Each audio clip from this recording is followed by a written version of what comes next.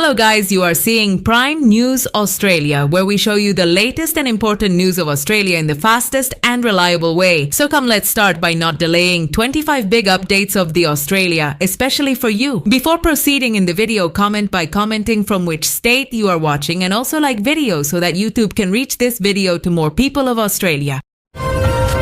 Petrol prices across Australia surged to record levels due to the ongoing US-Israel war on Iran and attacks disrupting the Strait of Hormuz. Sydney and Brisbane averages hit $2.18 per litre, pushing weekly household fuel bills above $73, up 25% since February. While panic buying subsided, analysts warned that prolonged closure of the vital shipping lane could drive prices even higher, severely impacting commuters and businesses.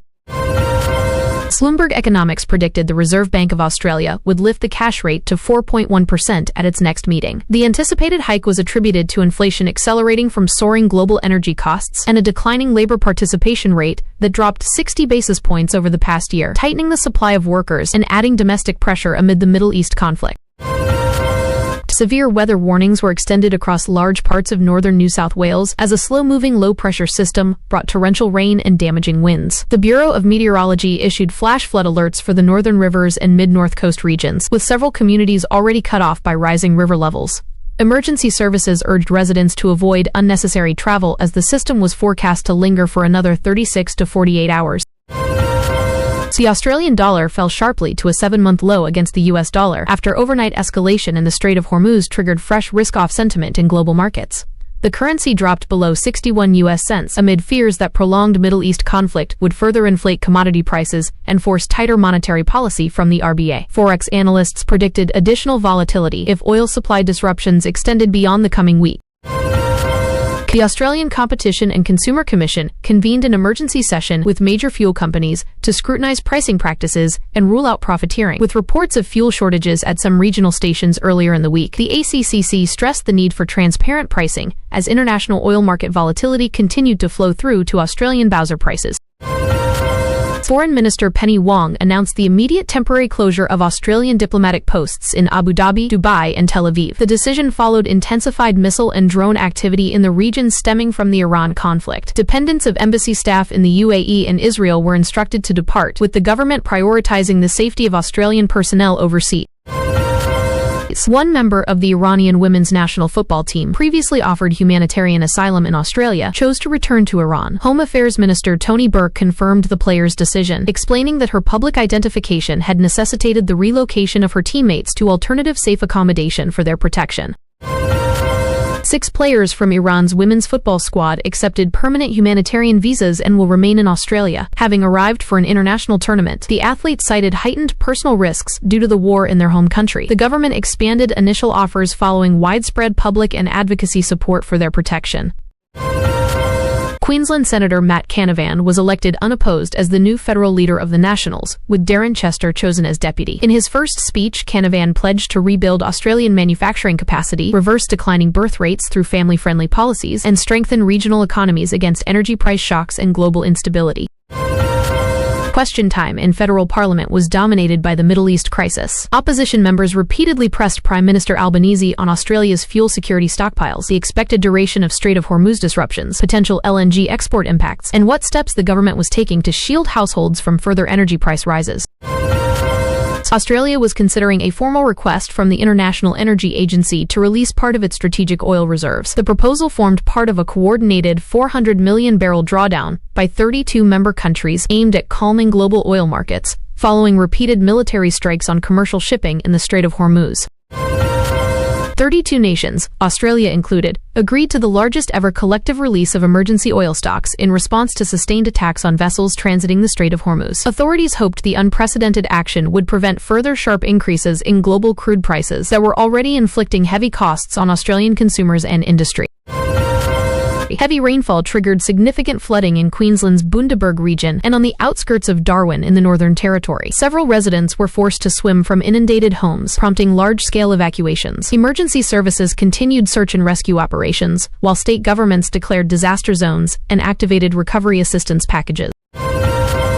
Residents in Darwin's low-lying outer suburbs described severe flooding that left homes submerged and roads impassable. Local authorities issued urgent safety warnings, deployed swift water rescue teams, and opened multiple evacuation centers as persistent heavy rain battered northern Australia into a second day.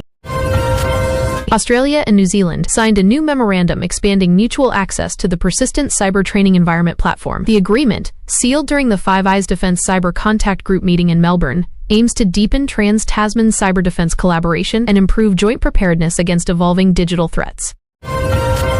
Two pro-Palestinian protesters were charged in Brisbane on the opening day of Queensland's new laws prohibiting certain protest slogans, including "From the River to the Sea." Police made the arrests outside state parliament, igniting fresh debate over the balance between free expression and restrictions on language deemed hateful under the legislation. Early March consumer sentiment surveys recorded a small improvement after several months of steady decline. Despite the modest lift, households remained deeply pessimistic, largely because of uncertainty surrounding the duration of the Middle East conflict and its expected long-term effects on energy bills and living costs.